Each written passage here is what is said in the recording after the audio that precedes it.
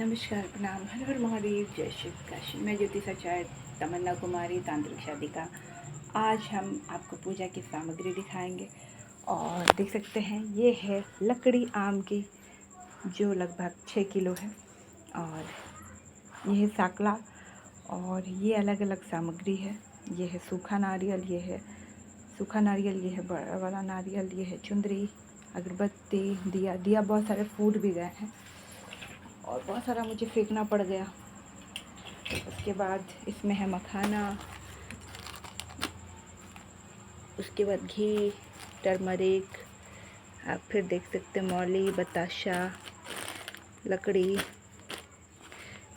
और ये सब पूजा की सामग्री है। सब अंदर, किसी में उड़द है, किसी में लौंग है, किसी में इलायची है, तो किसी में पीली सरसों है, किसी में काली सरसों है, गेहूँ है, जौ है, बाती है। और अभी जो और भी जो सामान होता है, एक बार मैं आपको बालाजी का दर्शन करा दूँ।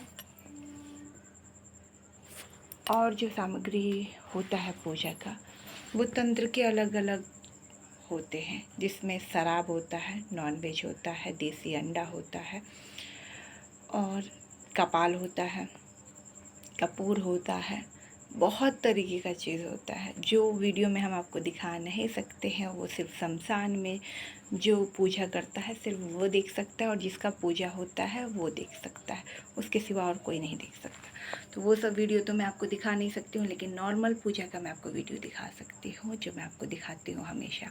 तो ये सब तंत्र का ही पूजा है, लेकिन ये मैं सिर्फ आपको नॉर्मल यहाँ दिखाती हूँ, क्योंकि वो सारी चीज़ें सब बाहर से ही ख़रीदा जाता है और बाहर से ही बाहर तक रहता है। उसे कभी भी घर पे आप नहीं ला सकते हो और नहीं रख सकते हो।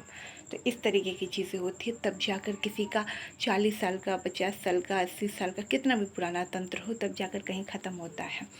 और जो लोग कहते हैं कि हवा नहीं होती है, जादू टोना नहीं होता है, या फिर भूत प्रेत नहीं होते हैं, बस उसको एक ही बात कहूँगी कि अगर आपने कभी नहीं देखा है तो बहुत अच्छी बात है, आप बचे रहिए। लेकिन जो इसके पल्ले और फेरे में पड़ जाता है, उसकी ज़िंदगी नर्क के समान होता है। ना वो खुल के किसी को बता पाता है और ना ही कोई उसे समझना चाहता है, क्योंकि बहुत बार आपके बॉडी में इस प्रकार के भी निशान होते हैं जो अनकहे होते हैं। आप सो रहे हैं, लेकिन आपके बॉडी के पार्ट ब्लेड से काट दिया जाता है, आपके साथ गलत तरीके का हरकत होता है। तो हर व्यक्ति के साथ तंत्र अलग अलग प्रकार का हो सकता है और होता भी है, पर ज़रूरी नहीं कि हर व्यक्ति को भूत प्रेत पकड़े, और ज़रूरी नहीं कि हर व्यक्ति को तंत्र हो। ये भी मैं कहूँगी। क्यों? क्योंकि ये उन्हीं को छेड़ते हैं, या तो उनके ऊपर करवाया गया हो, या तो उनको भेजा गया हो, या तो उन्होंने जानबूझ के उन्हें उकसाया हो, उनकी जगह को हथियाया हो, या उनको छेड़ा हो, या उनके जगह पर उन्होंने जाकर छेड़छाड़ की हो, या उन्होंने किसी का गुप्त तरीके से, कहते हैं ना कि बहुत सारे लोग गुप्त तरीके से कोई मर्डर किए होते हैं और उसे छुपाने की कोशिश करते हैं, लेकिन वो किसी न किसी रूप में बदला ले लेते हैं। तो ये सब चीज़ें सच होती है, और जिसके ऊपर आता है, जिसके साथ होता है, उसे अनुभव होता है, एहसास होता है। और जिसको नहीं पता है इसके बारे में, तो वो इन सब चीज़ों से दूर रहें, क्योंकि इसी में आपकी भलाई है। और अगर कोई व्यक्ति को फिर भी लगता है कि हमें एक बार देखना है, हमारी इच्छा है, तो दिखाने की गारंटी मेरी है, पर मरने की गारंटी मेरी नहीं है। अगर आपको कुछ होता है, हार्ट अटैक आता है, या किसी कारण से आपकी मौत हो जाती है, तो वो रिस्क मेरा नहीं है, दिखाने का रिस्क मेरा है।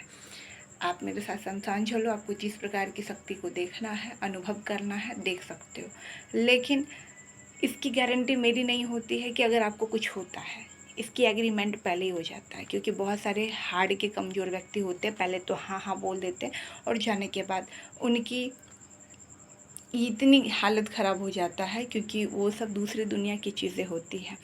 हवा होता है एक प्रकार का, और अलग अलग तरीके का तंत्र होता है, और अलग अलग चीज़ें होती है। अगर एक बार लग गया ना, तो बहुत लोगों का तो 7 पुश्तें बर्बाद हो जाती है, तो भी नहीं छूटता है। जैसे ब्रह्म राक्षस, वो मंदिर में भी उनकी इतनी पावर होती है कि वो मंदिर के अंदर तक भी जा सकते हैं, और उसे आप मार पीट कर, ये सब करके कभी नहीं भगा सकते हो। मैं चैलेंज देती हूँ, नहीं भगा सकते हो। उसे सिर्फ आपकी शक्ति ही देख सकती है, जो सामने वाले के पास पावर होता है, जिसको सिद्धि कहते हैं, ऐसे नहीं जाती है।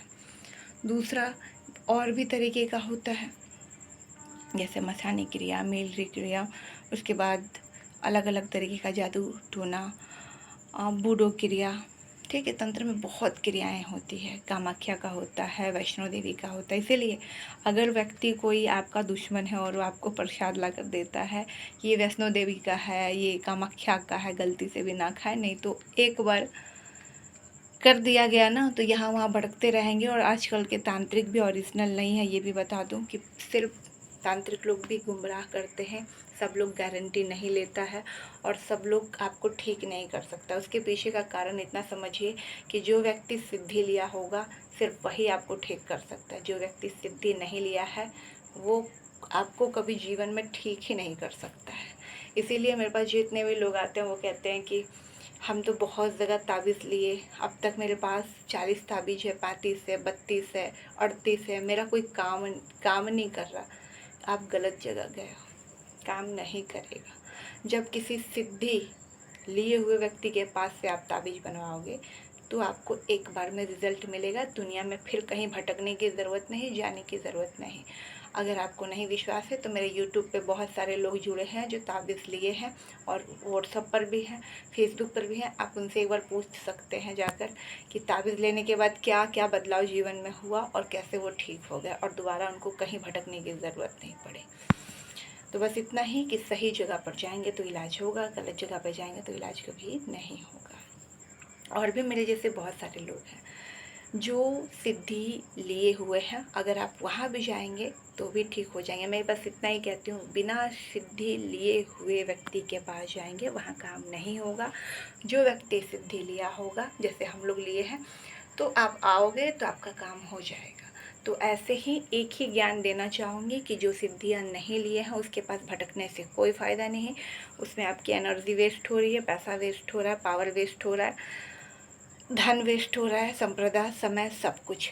अगर आप ओरिजिनल जगह जाओगे तो एक बार में निवारण होगा। अगर गलत जगह जाओगे तो कभी जीवन में निवारण नहीं होगा। और कुछ पब्लिक भी बहुत बदमाश होते हैं, जिसका निवारण हो जाता है ना, जिस व्यक्ति का निवारण हो जाता है वो व्यक्ति बार बार झूठ बोलता है। बहुत सारे ऐसे व्यक्ति भी हैं, वो ऐसा इसलिए बोलता है कि अगर आपने तंत्र के पूजा में उधारी कर दिया तो वो व्यक्ति फिर आपको नचा देगा, क्योंकि उसे पैसा नहीं देना होता है, शायद इसलिए वो झूठ बोलता है। और लेकिन तंत्र का एक पावर ऐसा है कि जो आपका काम बना सकता है वो आपके काम को बिगाड़ सकता है, तहस नहस कर सकता है। तंत्र में वो पावर है। तंत्र में मारण क्रिया होता है, सम्मोहन होता है, मोहन होता है, वशीकरण होता है, उच्चाटन होता है। ये सारी क्रिया तंत्र में आते हैं। ठीक है, और तंत्र में अनगिनत क्रिया है, अनगिनत क्रिया। दुनिया में ऐसा कोई काम नहीं जो तंत्र में नहीं हो सकता, सारे काम होते हैं, लेकिन सारे काम को उल्टा करना पड़ता है। इसीलिए तांत्रिक का पूजा कब से चालू होता है? रात 12 बजे से लेकर सुबह 3 बजे तक, ये उनका समय होता है पूजा करने का। ठीक है, और अगर जो व्यक्ति सिर्फ तंत्र के सहारे है और कोई देवी देवता को नहीं पूजता है, वो व्यक्ति बहुत ज़्यादा दिन तक जिंदा नहीं रह सकता है, क्योंकि तंत्र किसी भी पर प्रहार कर सकता है। वो ये नहीं देखता है, क्योंकि तंत्र में नेगेटिव इफेक्ट बहुत ज़्यादा होता है। इस वजह से अगर आपके पास सिद्धियां हैं तभी आपकी जान बची हुई है। सिद्धियां नहीं लेंगे और तंत्र में आएंगे तो करंट छूने के बराबर है। फिर आप कब मारे जाएंगे, आपके साथ कब क्या होगा, कोई नहीं जानता, क्योंकि वो किसी के सगे नहीं होते। भूत प्रेत, पिशाच, गंधर्व, राक्षस, ब्रह्म राक्षस, ये सब किसी के सगे नहीं होते हैं। ठीक है, इसीलिए देवी देवता को चलाना पड़ता है और उनकी पूजा पाठ आवश्यक है। जैसे अगर कोई भैरव को पूजता है तो अष्टमी के दिन उनको पूजा करनी ही पड़ेगी। कोई 10 महाविद्या का साधक है तो दुर्गा पूजा में उनको सिद्धियां करनी पड़ेगी या पूजा करनी पड़ेगी, जिसको नवरात्र आप लोग बोलते हैं। ऐसे तो 4 नवरात्र आते हैं, 2 गुप्त होते हैं और 2 सभी को पता होता है। ठीक है, लेकिन ऐसे 4 नवरात्र होते हैं।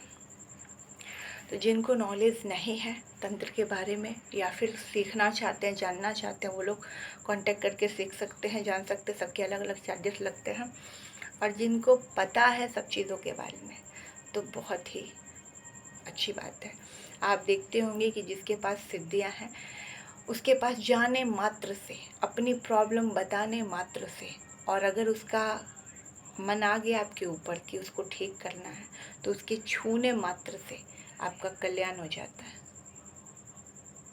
यही सच बात है। वो कहीं नहीं जाते, उनकी शक्तियाँ जाकर काम करती है।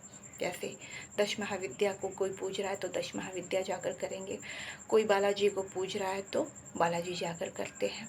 तो इस प्रकार से जो भी जिस देवी देवता को, कोई भैरव को पूजता है तो भैरव, तो सबके होते हैं, ठीक है।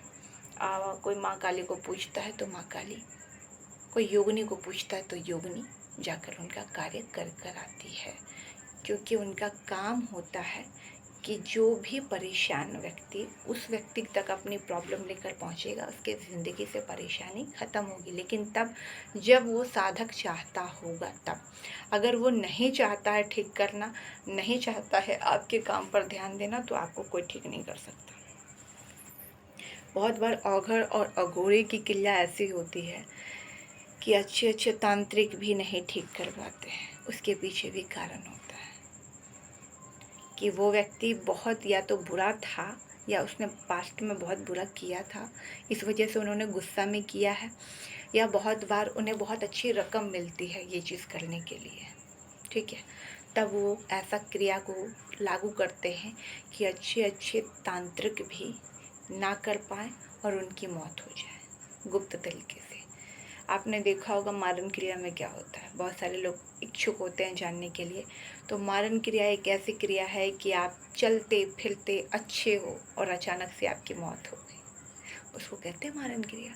वो चाहे तो आपको बेड पे सुला सकता है, चाहे तो 3 दिन में आपकी अर्थी को उठा सकता है मारन क्रिया में, या फिर आपको जीवन भर वो सिर्फ झिला सकता है बिस्तर के ऊपर। और कुछ लोग तो ऐसा करते हैं कि आप चलते फिरते रहो, लेकिन आपके बॉडी में ऐसी जगह पे वो पेन करेंगे कि आप किसी भी डॉक्टर के पास जाकर इलाज करा लो और रिपोर्ट में कुछ नहीं निकलेगा, लेकिन बॉडी पेन अवश्य करेगा। और जब भी आपके घर में कोई पूजा पाठ या कुछ भी आप शुभ काम करने जाओगे, पक्का है कि आपके घर में लड़ाई होनी है, कुछ ना कुछ बहस होगी, लड़ाई होगी, वो चीज़ खंडित हो जाएगी, कोई मर जाएगा, उसमें अड़चन ज़रूर आएगा। आप कहीं का प्लान बना रहे हो, वो प्लान कैंसिल हो जाएगा। आप जो सोच रहे हो वो कारोबार, वो काम, वो सब फ्लॉप हो जाएगा।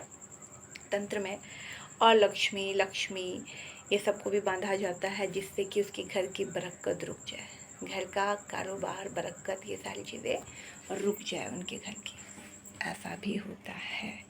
तो तंत्र बहुत बड़ा विषय है। तंत्र क्या है? बहुत बड़ा विषय है।